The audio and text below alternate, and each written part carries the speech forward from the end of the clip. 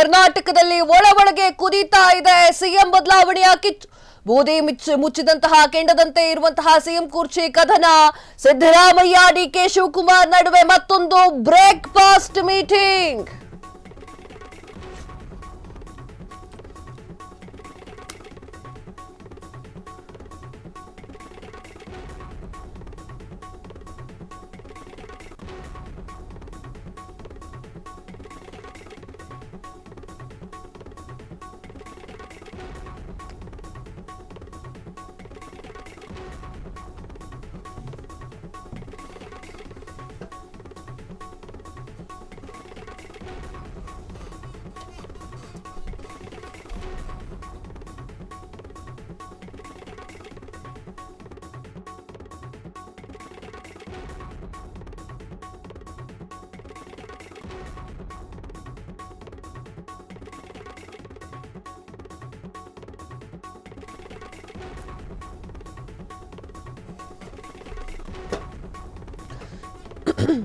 ಕರ್ನಾಟಕದಲ್ಲಿ ಒಳಗೆ ಕುದೀತಾ ಇದೆ ಸಿಎಂ ಬದಲಾವಣೆಯ ಕಿಚ್ಚು. ಬೂದಿ ಮುಚ್ಚಿದ ಕೆಂಡದಂತಿದೆ ಸಿಎಂ ಕುರ್ಚಿ ಕದನ. ಸಿದ್ದರಾಮಯ್ಯ ಡಿಕೆ ಶಿವಕುಮಾರ್ ನಡುವೆ ಮತ್ತೊಂದು ಬ್ರೇಕ್ಫಾಸ್ಟ್ ಮೀಟಿಂಗ್. ಭಿನ್ನಮತ ಶಮನಕ್ಕೆ ಹೈಕಮಾಂಡ್ ಮತ್ತಷ್ಟು ಕ್ರಮ. ಡಿಸೆಂಬರ್ 2ರಂದು ದೆಹಲಿಯಲ್ಲಿ ಸಂಸತ್ ಭವನದಲ್ಲಿ ಕಾಂಗ್ರೆಸ್ ಹೈಕಮಾಂಡ್ ನಾಯಕರ ಸಭೆ. ಒಳಗೆ ಏನು ಮಾತುಕತೆಯಾಗಿದೆಯೋ ಹೊರ ಜಗತ್ತಿಗೆ ಗೊತ್ತಿಲ್ಲ. ಶಮನಗೊಳಿಸಿರುವಂತಹ ಬೆಂಕಿ ಯಾವುದೇ ಸಮಯದಲ್ಲಾದ್ರೂ ಕೂಡ ಭುಗಿಲೇಳಬಹುದು. ಸದ್ಯಕ್ಕಂತೂ ಒಟ್ಟಿಗೆ ಇರುವಂತದ್ದು, ಒಟ್ಟಿಗೆ ನಡೆಯುವ ಒಪ್ಪಂದಕ್ಕೆ ಸಿಎಂ ಡಿಸಿಎಂ ಜೈ ಅಂದಿದ್ದಾರೆ ಅಂತ ಅನ್ನಿಸ್ತಾ ಇದೆ. ಎಸ್ ವೀಕ್ಷಕರೇ, ಕಳೆದ ನವೆಂಬರ್ನಲ್ಲಿ, ಇವತ್ತು ಡಿಸೆಂಬರ್ 1 ಈ ಕಳೆದ ನವೆಂಬರ್ ಅಂತಾನೆ ಹೇಳ್ಬೇಕು ನಾನು. ಕಳೆದ ನವೆಂಬರ್ನಲ್ಲಿ ಯಾವೆಲ್ಲ ಕ್ರಾಂತಿಗಳಾಗಿದೆ ಅಂತ ನಿಮಗೆ ಗೊತ್ತಾಗಿದೆ. ಕ್ರಾಂತಿ ಆಗತ್ತೆ ಅಂತ ಹೇಳ್ತಾ ಇದ್ರು. ಕ್ರಾಂತಿಯಲ್ಲೇ ಬೂದಿ ಮುಚ್ಚಿದ ಕೆಂಡದಂತೆ ಕುತ್ಕೊಂಡಿತ್ತು. ತದಾದ ನಂತರ ಡಿಸೆಂಬರ್ ಬಂತು. ಡಿಸೆಂಬರ್ 1ನೇ ದಿನ ಇನ್ನೇನ್ ಡಿಕೆ ಶಿವಕುಮಾರ್ ವರ್ಸಸ್ ಸಿದ್ದರಾಮಯ್ಯ ಕುರ್ಚಿಗೋಸ್ಕರ ಫೈಟ್ ಮಾಡ್ತಾರೆ. ಕುರ್ಚಿಯನ್ನ ಡಿಕೆ ಶಿವಕುಮಾರ್ ಅವ್ರಿಗೆ ಬಿಟ್ಟುಕೊಡ್ತಾರೆ ಸಿದ್ದರಾಮಯ್ಯ ಅಂತ ಸಾಕಷ್ಟು ಜನ ಡಿಕೆ ಶಿವಕುಮಾರ್ ಅವರ ಅಭಿಮಾನಿಗಳು ಕಾಯ್ತಾ ಇದ್ರು. ಆದಾಯ ಇಂಥದ್ದು ಆಗಿಲ್ಲ, ಇದ್ದಂಗೆ ಇತ್ತು. ಸಾಕಷ್ಟು ಜನ ದೆಹಲಿಗೆ ಮಾತ್ರ ಪ್ರವಾಸವನ್ನ ಮಾಡಿ ಬಂದಿದ್ರು. ಡಿಕೆ ಶಿವಕುಮಾರ್ ಅವರ ಜೊತೆಗಿರುವಂತವರು, ಡಿಕೆ ಶಿವಕುಮಾರ್ ಅವ್ರಿಗೆ ಜೈ ಅನ್ನುವಂತ ನಾಯಕರೆಲ್ಲ ದೆಹಲಿಗೆ ಹೋಗಿ ಅಲ್ಲಲ್ಲಿ ಡಿಕೆ ಶಿವಕುಮಾರ್ ಅವ್ರನ್ನ ನಾಯಕರನ್ನಾಗಿ ಮಾಡಿ ಏನು ಸಿಎಂ ಕುರ್ಚಿಯನ್ನ ಕೊಡಿ ಅಂತ ಹೇಳಿದ್ದು ಕೂಡ ಆಗಿತ್ತಂತೆ ಅಂತ ಹೇಳ್ಬೇಕಲ್ಲ. ನೀವೇನು ಹೋಗಿ ನೋಡಿದ್ರ ಅಂತ ನಾನು ಕೇಳ್ಬಿಟ್ರೆ ನೀವು ಅಲ್ವಾ? ಸೊ ಹಂಗಾಗಿತ್ತಂತೆ. ಸೊ ಅದೆಲ್ಲವೂ ಕೂಡ ಈಗ ಒಂದಿಷ್ಟು ಶಮನವಾಗಿತ್ತು. ಇನ್ನೇನು 29ನೇ ತಾರೀಕು, ನವೆಂಬರ್ 29ನೇ ತಾರೀಕು ಹೈಕಮಾಂಡ್ಗೆ ಬುಲಾವ್ ನೀಡಲಾಗಿದೆ. ಸಿದ್ದರಾಮಯ್ಯ ಮತ್ತು ಡಿ ಕೆ ಶಿವಕುಮಾರ್ ಅವರು ಹೈಕಮಾಂಡ್ಗೂ ದೆಹಲಿಗೆ ಹೋಗ್ತಾ ಇದ್ದಾರೆ. ಇಬ್ಬರ ಸಮ್ಮುಖದಲ್ಲಿ ಮೀಟಿಂಗ್ ಆಗುತ್ತೆ ಅಂತ ಊಹಾಪೋಹಗಳಿತ್ತು. ಅದು 28ನೇ ತಾರೀಕಿನ ದಿನ ಇಬ್ಬರು ಒಂದಾಗಿ ಊಟ ತಿಂಡಿ ಮಾಡಿದ್ರು. ಈಗ ಮತ್ತೊಂದು ಬ್ರೇಕ್ಫಾಸ್ಟ್ ಮೀಟಿಂಗ್ ಇದೆ.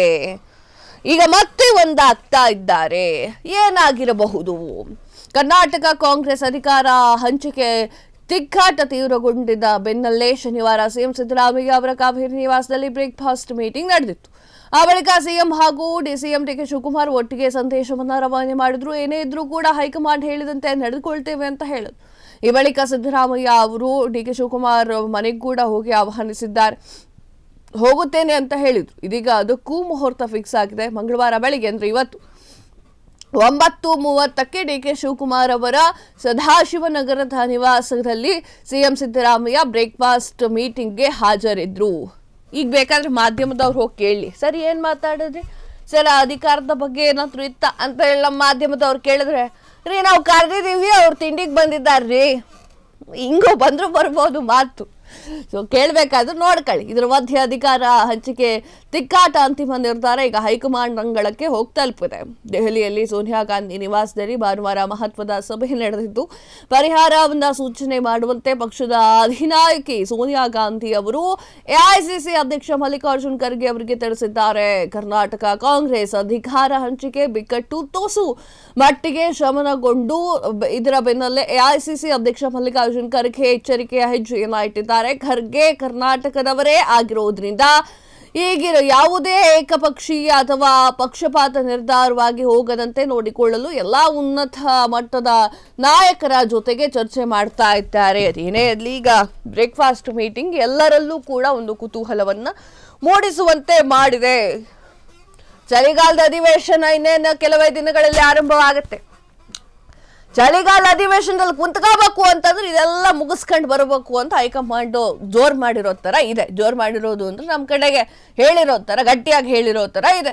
ಸೊ ಮೋಸ್ಟ್ಲಿ ಆ ಒಂದು ಕಾರಣಕ್ಕೆ ಅವರವರಲ್ಲೇ ಜೈ ಅನ್ಸ್ಕೊಂಡು ಬರ್ತಾ ಇದ್ದಾರೆ. ಕಾಂಗ್ರೆಸ್ ಅಲ್ಲಿ ಒಬ್ಬೊಬ್ರು ನಾಯಕರು ಕೋಪ ಮಾಡ್ಕೊಂಡು ಹೋದ್ರೆ ಅದನ್ನೆಲ್ಲವನ್ನೂ ಸರಿ ಮಾಡಿ ಮತ್ತೆ ವಾಪಸ್ ಬರ್ಲಿಕ್ಕೆ ತುಂಬಾ ಟೈಮ್ ಹಿಡಿಯೋದಿಲ್ಲ ಅವರಿಗೆ. ಕಾಂಗ್ರೆಸ್ನಲ್ಲಿ ಈಗ ದಿಗ್ಗಜರ ನಾಯಕರು ಯಾರು, ಡಿ ಕೆ ಶಿವಕುಮಾರ್ ಅವರು ಹಾಗೆ ಸಿದ್ದರಾಮಯ್ಯ ಅವರು ಇಬ್ರು ಕೂಡ ಗಟ್ಟಿ ನಾಯಕರೇ. ಇವರಿಬ್ರು ಜಗಳ ಮಾಡಿಕೊಂಡ್ರೆ ಇಬ್ಬರು ಸಮಾಧಾನ ಆಗ್ಲಿಕ್ಕೆ ಜಾಸ್ತಿ ದಿನ ಬೇಕಾಗೋದಿಲ್ಲ, ಒಂದಾಗ್ಬಿಡ್ತಾರ ಅವರು. ಅದನ್ನ BJP ಅಲ್ಲಿ ಹಾಗೆ ಬರೋದಿಲ್ಲ. ಒಂದ್ಸಲ ಸಿಟ್ಟು ಮಾಡ್ಕೊಂಡು ಹೋದ್ರೆ ಯಾರು ಸಮಾಧಾನ ಮಾಡೋಕ್ಕೂ ಹೋಗೋದಿಲ್ಲ, ಮಾತಾಡ್ಸ್ಕೊಂಡು ಬರೋಕ್ಕೂ ಹೋಗೋದಿಲ್ಲ. ಇದು ಫ್ಯಾಕ್ಟ್. ಇದು ನಂಗೆ ನೆನಪಾಯ್ತು, ಹೇಳದೆ. ಕ್ಷಣ ಕ್ಷಣದ ಸುದ್ದಿಗಳಿಗಾಗಿ ಫ್ರೀಡಂ ಟಿವಿ ಸಬ್ಸ್ಕ್ರೈಬ್ ಮಾಡಿ, ಲೈಕ್ ಮಾಡಿ ಹಾಗೂ ಫಾಲೋ ಮಾಡಿ. ಹೊಸ ಸುದ್ದಿಗಳ ನೋಟಿಫಿಕೇಶನ್ಗಾಗಿ ಬೆಲ್ ಐಕಾನ್ ಮೇಲೆ ಕ್ಲಿಕ್ ಮಾಡಿ.